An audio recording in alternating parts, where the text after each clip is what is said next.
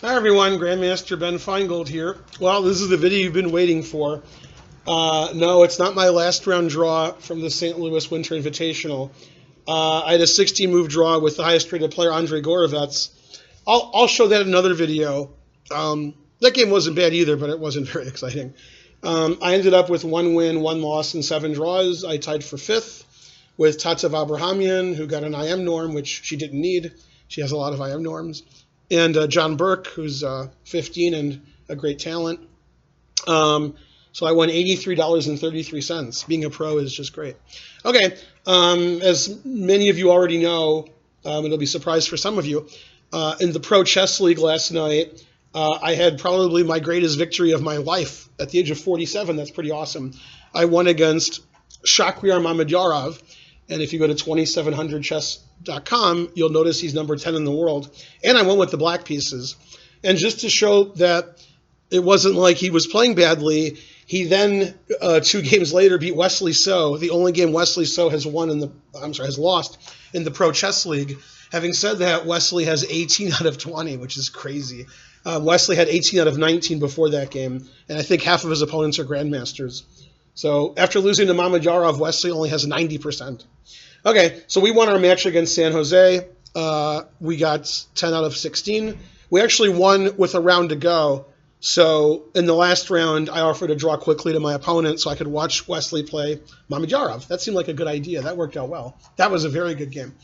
Okay, now if you watch my videos, you'll know that I like to play this closed Benoni type of setup that starts here. And I've beaten Gazzoli. There's a video on that. I beat Conrad Holt. There's a video on that. And then I won this game. And the only game I didn't win was when I was pared down to a 2300, and I was dead lost, and was very lucky to draw in the end. And I also have that in a video. So anyway, there's 4 videos made in the last 2.5 weeks. We have this starting position. Not only do we have this starting position, we actually have this starting position. This happened in 4 of my games in the Pro Chess League, and I've talked about it in previous videos. Now, Mamedyarov played the same way that my somewhat unknown 2300 opponent did. He played bishop d3, knight e2, okay, which is a common thing that I face. And since the knight's going to go to g3, it's very annoying for white if black plays the move h5. And my opponent in that game played the move h4, which I think is the correct move. Mamedyarov played h3. So I've never had this position before, so this is an interesting position. And, of course, the point of h5 is to play h4, because then you stop the knight from going to g3. And since I'm stopping knight g3 and knight f4, pretty reasonable for black. Okay, now, if you're using an engine like I do, every possible variation that anybody can play in this opening, the computer says white is plus 0.7 to plus 1.1. It really likes white because white has this nice space advantage in the center and black is very passive. Okay, now, in my opinion, it's not that bad. And another opinion I have is it gets better as the time control gets faster. Building and maintaining a nice advantage without missing any tactics is very hard when the time control's fast. Now, unfortunately, I'm playing Mamedyarov, and Mamedyarov is an incredible talent. He plays very aggressively, very quickly. He doesn't care if it's theory. And I think actually he would play these positions well with black also. Okay, Mamedyarov developed his bishop. I played my usual maneuver of knight f8 to g6, played queen d2. And now you can see Mamedyarov has placed his pieces in such a way where it's very hard for me to play knight f4. And also Mamedyarov can castle either side or not castle. And he's got all his pieces out. Okay. Now he decided to play for the typical breakthrough here. When the center is closed, then black is trying to play either f5 or b5. Conversely, white's trying to play f4 or b4. Otherwise, nobody will do anything, and I can absolutely guarantee you Mamedyarov does not want to draw me, especially when he has white. Okay, so Mamedyarov realized playing for f4 is silly because if I take on f4 with my pawn, then I have access to the e5 square. Basically forever. If he's going to play for f4, he should play g3, f4, and he can't play g3 because my pawn's on h4. So since f4, g3, those moves are out, b4 is very logical, so he played a3. Okay, and if you remember, a lot of my games of this line don't necessarily castle because I like my rook over here. It defends my pawn. Sometimes it can move up in the world. It can make a rover, which I actually did this game. So instead of castling, I played the move king f8. The king's very safe on f8 and g8, especially when the guy's playing on the queen side. Okay, so b4, b6, and he took right away. And in my game with Gazzoli, in a different position, I took with the d pawn and tried to maneuver my knight to d6, and then I tried to maneuver my other knight to d6. This game I wasn't so sure because I was worried if I took with my d pawn, he might actually get f4 in. For example, let's say d takes, and if he plays f4 at some point, not sure about here. In fact, the computer doesn't like that move. I was worried he'd have a lot of pawns in the center here, and I wouldn't have any. Although the computer doesn't like f4. But actually, computer doesn't like d takes c5 at all, although, to be honest, it didn't against Gazzoli either. Okay, so I took with the b pawn, which is the computer move. Okay, and he played rook b1, taking the file. And when you play h5, h4 with black, and you want to put something on f4, you almost always play knight h5. So I got everything pointed at the king side here. Everything looks good. And typically, black would like to trade the dark squared bishops because my opponent's dark squared bishop has no pawns in front of it, whereas my dark squared bishop has all the pawns in front of it. However, because Mamedyarov played queen to d2, he's stopping me from playing bishop to g5. I don't have enough defense. Okay, he castled. Often you can sacrifice a pawn with the move knight f4, but I didn't really see the compensation here, so I just play king g8 waiting. And since white's done everything, he's opened the b file, he has more space, he stopped knight f4, unless I want to sacrifice a pawn. He decided to double his rooks on the b file. The computer really likes the way Mamedyarov's playing, and he's playing really quickly. Okay, now I thought at some point I have to play some knight to f4, and after everything gets traded, you know, he takes, and I take, and he takes, and I take with a pawn. Eventually I want my bishop to be on f6, so it's on this nice diagonal, so I played bishop f6. And he played rook f to b1, and I didn't want to sacrifice a pawn yet, but I didn't know what to do. So I just played bishop d7, and then I'll see what he's going to do. I wasn't sure what he was going to do either. And he played knight b5, attacking my d pawn. So I played bishop c8, defending my d pawn. And he's blocking both of his rooks with knight b5, so I wasn't really concerned about that. Okay, now he made what I would call a mistake. The computer doesn't think it's that bad. He played the move king h2. And the reason I think that's a mistake, actually the computer says it's not very good, is because now he can't take my pawn on f4 because then his king and queen will be lined up on this diagonal. And I think if he had realized that, he probably wouldn't have played king h2 because, you know, we're playing a 15-minute game. It's hard to figure out everything. So now I finally went into f4. And actually, he probably shouldn't take my knight. In fact, the computer wants me to play the other knight to f4 so that if he doesn't take it, I have bishop g5 and g5. And I just assumed he would take my knight because my knight's pretty good on f4. Okay, and so he played bishop takes f4. Computer doesn't like that either. And the computer wants me to take with the pawn, but I took with the knight. And the computer says his taking is okay. And now, as I said earlier, he can't take with the queen because bishop e5 would win his queen. That's why king h2 wasn't a good move. Okay, so I'm playing knight f4, but I'm not sacking a pawn. Okay, he played bishop e2, which is an excellent move. And I didn't want him to play bishop f3 and then maybe queen e2 because then I didn't know what I would do. And he's still doing really well on the queen side. He's got the b file. His knight's all up in my grill. And I want my dark squared bishop, since I have a dark squared bishop and he doesn't, I want it to be good. So I sacrificed a pawn, f3. Computer hates that move because computers don't like giving pawns away. Okay, he took, and I played bishop e5 check. So my bishop is good. And now I activate my rook, rook h6. And again, he plays another good move because he's a good player. Plays bishop to g4. And I trade and play rook to g6. And to be honest with you, when I played rook to g6, I overlooked his next move, which is the obvious correct move. And I said, oh no, he's going to play this move. But then I realized it was really tricky. A move I didn't see, which the computer is showing, is knight takes a7. And the idea is if I take it, he pins my queen. So obviously I don't take it. And I just take on g4. and his knight gets to the lovely c6 square. And I'm winning on the king side. He's winning on the queen side. He has a passed a pawn. He's unblocked his rooks. The computer says white has a big advantage, but I mean, my queen's going to come over here, and my rook, and my h-pawn, and my bishop. So in a 15-minute game, I don't know if I want to have white. In a slow game, then probably white. Okay. So knight takes a7 was interesting. His move is very good. He played f4. And, well, I don't want to retreat my bishop and just have him push my bishop around. Bishop f6, g5, for example. So I played the only move I thought I could play. The computer agrees. I played a6. And the idea is, if he takes my bishop, it's a total mess. And a mess is better than losing, even a losing mess. And if he moves his knight, I have bishop d4 check. And if he doesn't move his knight, bishop d4 check, he could take it. So either way, I have some chances. He played the best move because he's Mamedyarov. He took, and I took. And actually, the move that he played here, I didn't consider at all. And of course, it's the best move. I didn't think he would want to block his rooks on the b file. The problem with taking with the rook is you undefend the third rank, which was actually his undoing. So I could take on g4. I could move my queen out somewhere. And I could play rook takes a3.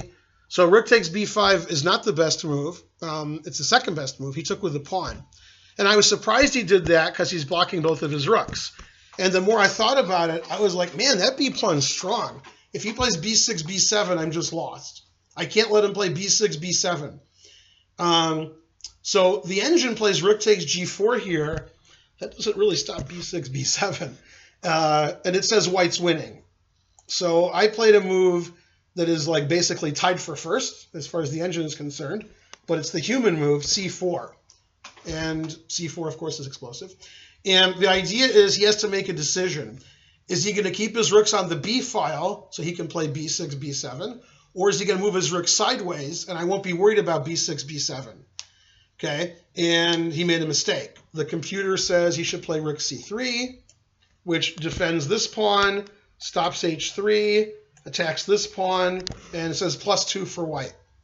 Instead, he played rook b4. I don't really blame him because I think once he plays b7, he's just winning. And that's a bad move because I get all kinds of counterplay now. So, and counterplay is very important when there's 15-minute chess. Okay, the computer says I have two good moves here. It actually prefers h3, and the idea is my queen can go to h4, my rook's going to a3, and there's a lot of pressure on his king. And the computer says equal, although it's not the kind of equal that's going to lead to a draw. Okay, I played rook takes g4, and he made a mistake here. The computer still says white has a big advantage if he plays rook takes c4. Although I must admit, if I had the white pieces and I saw them move h3, I would not play rook takes c4 because this looks terrible for white. And here the computer changes its mind and says white only has a tiny advantage. So yeah, rook takes c4 is a crazy move. And it says queen e3, allowing rook takes g2 check and h takes g2. It still prefers white. But I can tell you, if you're a human and your opponent's threatening h3 with the idea of rook takes g2, you don't let him do it. So Mamedyarov played queen e3, which is fine. And now the game is either equal or maybe black is slightly better. Here I found a good move. I want to play h3, of course, but I can't because his queen takes it. So I played rook g3. Yay, now I can play h3 maybe. Okay, he didn't want me to play h3. He played the only move, queen f4. And now I can't play h3 because my rook isn't defended. Okay, and here I didn't want his queen to be on the f file, and I didn't want it attacking my pawn. So I played the move d takes e5 to distract him. And that's the only good move, it says. So, of course, he took, which is the best move. And now, again, I thought if he played b6, b7, he would win. Wow, that looks really winning. So I played queen b6 check. Actually, that's another reason I took on e5 here, is because if I play queen b6 check, he can play queen f2. And now after queen b6 check, he can't block with his queen. So he can't trade queens, and his pawn on b5 is stopped. So I did okay. And now this position is equal if he finds the right move, which he did not. After king h2, the computer says all zeros, which is hard to believe. And it says queen e3 is equal, and it says rook takes a3 is equal. Pawns are equal. Both kings are exposed. White has 2 passed pawns. Black has 1 passed pawn. What a crazy position. Okay, and he blundered here. He played king h1. And here I was very lucky because I haven't played a lot of computer moves this game, but the last few moves I did, so that was lucky. Now here, I was really worried about leaving the back rank. My rook on the back rank is doing a great job. You could imagine if his rook got to the back rank and I played king h7, he could play queen h5 check. And if his queen got to the back rank, he could take my f-pawn. So I really liked my rook here, stopping all of his queens and rooks from coming to the back rank. So I was a little worried about playing this rook takes a3 move because I wasn't sure if I could defend if he got an attack. And I knew my queen on b6 wasn't really good for attacking. So I thought about moving my queen to f2, since that threatens mate. But then he attacks my queen and defends mate at the same time. So if I play queen f2, I thought he would play rook to b2. And I was like, well, queen f2 doesn't do anything, so what am I doing that for? So then I realized I could play queen e3, which helps my attack because I can threaten h3. Again, I want to play h3, but my rook is attacked. So queen e3 meant everything I wanted to do. He can't attack my queen with his rook. He can't back rank check me ever, and I'm threatening h3. So great. And that's actually why king h2 was better, the previous move, because then his king would be on h2, and I can't play h3 because my rook would be hanging. So after king h2, it was equal. After king h1, he's losing. If you leave your engine on long enough, it says black is +7 here. So it's just over. He can't stop h3. He can't stop me tripling on the 6th rank and mating him. So now he's losing. So king h1 was the losing move. Before that, Mamedyarov either had the advantage, a winning advantage, or was equal. Okay, and he played king h2 because he realized how strong h3 would be. The computer says it doesn't matter what he does. Everything is winning for me. Okay, and now I have more than one winning move. The move I played is the obvious move. Computer also says rook g5 wins. I have no doubt the computer is good at tactics. So, okay, I played rook takes a3, which is the strongest. And now I have a lot of threats, although to be honest, I didn't see my main threat. If this was a slow game, probably White would resign. But a 50-minute game, keep playing.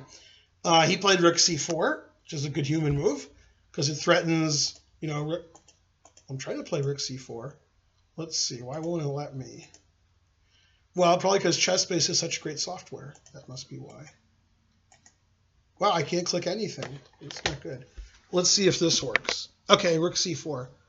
I don't even know what happened there. Let's go back. Okay. God, what is this? I know there's things popping up that are confusing me. Okay, well, whatever. All right, rook takes c4. Let's show you again. Rook takes c4. Okay, now, this is very funny. My analysis was rook check, takes, here, check. Oops, sorry. Check, here, mate. And I was double checking it and triple checking it, and then I realized he plays queen takes rook here. Now I'm not sure if that's drawing for White or even winning, but I was like, oh, queen takes rook, I don't mate him. So I wanted to mate him. So after I saw queen takes rook, I just stopped looking at this. After the game, they were telling me that Yermolinsky and Proust were explaining you don't play queen takes h3 check here. So rook h3 is the quickest mate. I played rook g2. After rook h3, black has mate in 3, although a super grandmaster would say mate in 2 because they wouldn't make the last move for White. You just play queen f2 check, which I didn't see, and then rook h3. And then, okay, he has to play queen h2, which is silly. All right, so I could have won quicker, but it's funny. After I saw this line where he sacks his queen, I didn't look any further at rook h3. I started looking at rook g2. If it's a check and it opens his king, I should look at it. And rook g2 is also a forced mate, so I played it. He has to take. And now we get everything involved. We play h3 check. And the reason is we want to play queen g2 mate. And if my queen gets to g2, that's going to be mate. So for example, if he plays king h2, we play queen f2 check and queen g2 mate. And if he plays king h1, we play queen f3 and queen g2 mate. So it's very easy to analyze. He must play king f1. Queen f3 check once again, if king g1, queen g2 mate. So he has to play king e1. Instead, he resigned. If he plays king e1, then I check. And I can either play queen f2 and rook e1 mate, or I can play rook e2 and queen f1 mate, whichever you prefer. If you like mating with a queen, then you can do this one. Okay, and there's other mates also. So after queen f3 check, he resigned. And I beat the best player I've ever beaten by a lot, actually. I've beaten other famous players, but when I beat them, they were like, 5 years old and rated 1,200. So this guy's at his peak. He's number 10 in the world, and he had the white pieces. And I made 3 sacrifices this game. That's 3 more than I usually make. All right, so that ended my streak of draws. It's funny. The previous game, which I'll make a video about, I was completely winning, plus 10, and I had a huge time advantage against Christian Kurilla, and I ended up drawing that game because that's what I do is I draw. So finally, I didn't draw. Yay, hooray for somebody. All right, thanks for watching the video. That was a fun one to make. And I'll never beat anybody that good again, so it's about time I did. This is Grandmaster Ben Finegold. You should donate more this time because that was so awesome. Go to www.atlchessclub.com. If that's too much typing for you, you can skip the www. Just go to atlchessclub.com. And follow me on Twitter and Facebook at CCSCA, the Chess Club and Scholastic Center of Atlanta. We're going to be opening in September, most likely in Roswell, Georgia. Don't go to the other Roswell. They'll never find you again. And like and subscribe to my YouTube page. Sorry there's no comments, but even though I tried to delete the comments from my page, you guys are really good at sending me private messages. I think I get more comments now. And again, you guys aren't shy with your suggestions. Keep them coming. So thanks for watching the video. I'll be making more videos soon. I'm traveling right now. I'm in my hotel room. And when I get back home to Metro Atlanta, I'll be making more videos. Okay, bye, everyone.